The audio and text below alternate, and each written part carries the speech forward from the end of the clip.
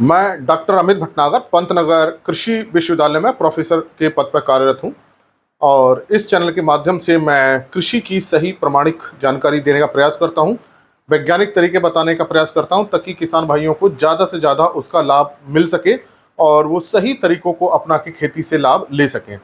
और अपने इस चैनल में मैंने बहुत सारी प्लेलिस्ट में बहुत सारे लेक्चर्स हैं जो खास तौर से स्टूडेंट्स के लिए हैं और किसानों के लिए मैंने एक अलग प्लेलिस्ट बनाई है कृषि किसान, जिसमें मैं हिंदी में चर्चा करता हूं। और मेरा ये प्रयास रहता है कि ये हिंदी की चर्चा ज़्यादा से ज़्यादा किसानों तक पहुंचे ताकि वो ज़्यादा से ज़्यादा लाभ ले सकें। तो अगर आपको ये मेरी चर्चा पसंद आती हो तो इसको लाइक करें ताकि मुझे पता चल सके कि आप इन लेक्चर्स को पसंद कर रहे हैं। और आपकी कोई क्वेरी है या आपका कोई अनुभव है तो आप उसको कमेंट बॉक्स में ज़रूर लिखें। और अगर चैनल सब्सक्राइब नहीं किया है तो इसको सब्सक्राइब करें। आज जो मैं बात करना चाह रहा हूँ वो ये है कि जो डीएपी खाद है, डाई अमोनियम फास्फेट खाद, जो फास्फोरस के लिए होती है, प्रयोग करते हैं। हालांकि इसमें दो तत्व होते हैं, फास्फोरस और नाइट्रोजन। क्या इसको हमें खड़ी फसल में देना चाहिए? इससे पहले मैंने एक वीडियो बनाया था कि क्या हमको एसएसपी खाद खड़ी फसल में डालनी चाहिए। तो उसमें मैंने समझाया था कि एसएसपी खाद हमको खड़ी फसल में नहीं डालनी चाहिए, हमको इसको बुआई के समय ही देना चाहिए। और अगर हम ऊपर से डालते हैं, चाहे धान हो चाहे मक्का हो, इसका हमें वो प्रभाव नहीं मिलता है। और ये जो फास्फोरस है उस फसल को नहीं मिल पाता है, ज़मीन में रहता है और फिर वो अगली 2-3 फसलों को मिलता है, लेकिन उस फसल में उसका प्रभाव नहीं मिलता है। तो आप उस लेक्चर को जरूर देखिएगा, अगर नहीं देखा है तो आपको वो एसएसपी की बात आपको समझ में आएगी।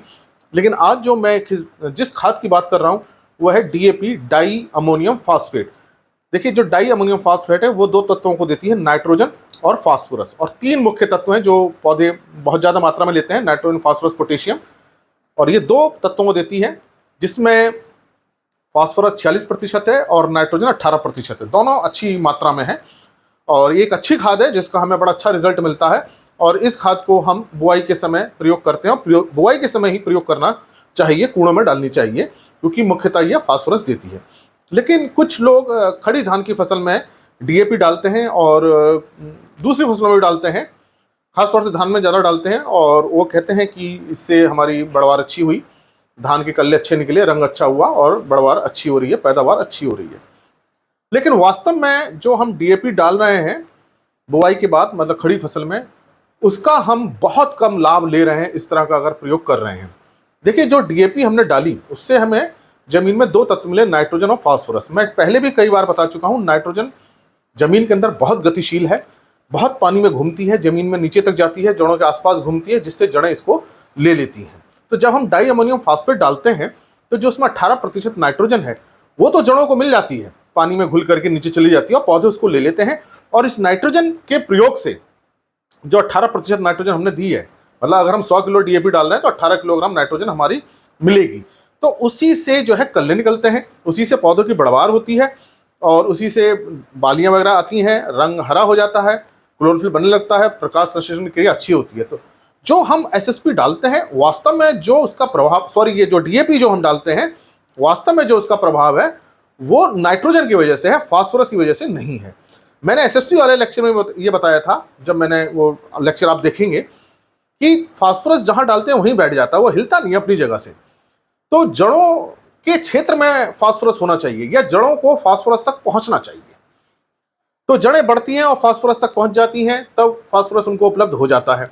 अगर हम कूड़ में डालते हैं, मतलब फरों में जहां बीज बो रहे हैं उसमें फास्फोरस डालते हैं, तो उसमें बीज पड़ा है, उसके आसपास जैसी जड़ें निकलती हैं फास्फोरस को ले लेती हैं। अब धान की फसल है, 25, 30, 35 दिन हो गए और आपने ऊपर से डाल दिया डीएपी, तो अब क्या होगा? उसमें से नाइट्रोजन अलग होगी, फास्फोरस अलग होगी रासायनिक क्रियाओं से। नाइट्रोजन जो है पानी में घुल के जड़ों में चली जाएगी और वो नाइट्रोजन का प्रभाव आने लगेगा। लेकिन फास्फोरस क्या है, वो ऊपर ही पड़ी रहेगी, जहां है वो वहीं बैठ जाएगी। फास्फोरस के साथ ये बहुत बड़ी दिक्कत है, बहुत बड़ी समस्या है, जहां डालते हैं ये वहीं बैठ जाती है। अब जब फास्फोरस तो क्या है, जब आपने जमीन के ऊपर डाली है, इसको मैं एक चित्र के माध्यम से समझाने की कोशिश करूंगा आपको, कि ये मान लीजिए हमने डीएपी डाल दी है, ये हमारी जमीन है और ये हमारे जड़ है और ये पत्तियां निकली हुई है, मान लीजिए। अब ये डीएपी से क्या होगा, इससे नाइट्रोजन भी निकलेगी और फास्फोरस भी निकलेगा, पी भी निकलेगा और नाइट्रोजन भी निकलेगा। तो यहाँ पे क्या है, एन है, पी है, तो ये जो नाइट्रोजन है ये तो नीचे चला जाएगा। जो नाइट्रोजन निकला डीएपी से वो तो नीचे चला गया और जड़ों को मिल गया और जड़ें इसको ले लेंगी, तब इसकी पत्तियां वगैरह बढ़ जाएंगी। लेकिन जो फास्फोरस है, फास्फोरस तो जमीन के ऊपर ही रहेगा, ये नीचे नहीं जाएगा। अब जड़ें कहाँ हैं? नीचे हैं। फास्फोरस जिसको मैं पी लिख रहा हूं वो फास्फोरस है, वो ऊपर पड़ा हुआ है। तो मैं काला काला जो ये दिखा रहा हूं काले रंग से, ये फास्फोरस समझ लीजिए इसको। फास्फोरस तो ये ऊपर ही रह गया। और नाइट्रोजन जो है ये, अगर मैं इसको नीले रंग से जो दिखा रहा हूं, ये नाइट्रोजन तो नीचे आ गई। तो आपने जो डीएपी डाली वो किसका प्रभाव है? वो प्रभाव उसमें जो नाइट्रोजन है उसका है, वो फास्फोरस का नहीं है। और इसमें 48% क्या है? फास्फोरस है। 48% तो फास्फोरस है, जिसको हम P2O5 कहते हैं। और हमारा 16 से 18 46% मान लीजिए, इसको कई आती है इसमें। और 18% हमारा जो है नाइट्रोजन है। तो इतना ही जो नाइट्रोजन है वो उसका प्रभाव आ रहा है, फास्फोरस का प्रभाव नहीं आ रहा है। तो जो फास्फोरस है वो तो ऊपर ही रह गया। तो हमारा जो डीएपी डालने का जो ऑब्जेक्टिव था कि हमें फास्फोरस देनी है। फास्फोरस जड़ों को विकास में सहायता करती है। जड़ों का जो विकास होता है वो फास्फोरस से होता है, और तनों का, पत्तियों का, फूल का विकास नाइट्रोजन से होता है। तो जड़ों का उतना विकास नहीं हो पाएगा। तो डीएपी डालने से आपको जो प्रभाव मिला उसमें उपस्थित नाइट्रोजन से मिला, ना कि फास्फोरस से। अगर हम इसकी जगह यूरिया डालते तो यूरिया में 46% नाइट्रोजन होती, तो वो नाइट्रोजन का प्रभाव और अच्छा आता। लेकिन अगर फास्फोरस की कमी है और आप डीएपी डाल रहे हैं, उसका प्रभाव नहीं आएगा। आप एसएसपी डाल रहे हैं, उसका प्रभाव नहीं आएगा। तो आप जब भी डीएपी खेत में डालते हैं, खड़ी फसल में डालते हैं, और आपको लगता है कि फसल अच्छी हो गई है, तो वो फास्फोरस का प्रभाव नहीं है। वो किसका प्रभाव है? वो नाइट्रोजन के रिजल्ट्स आ रहे हैं, क्योंकि नाइट्रोजन घुलकर नीचे चली गई, फास्फोरस ऊपर रह गया।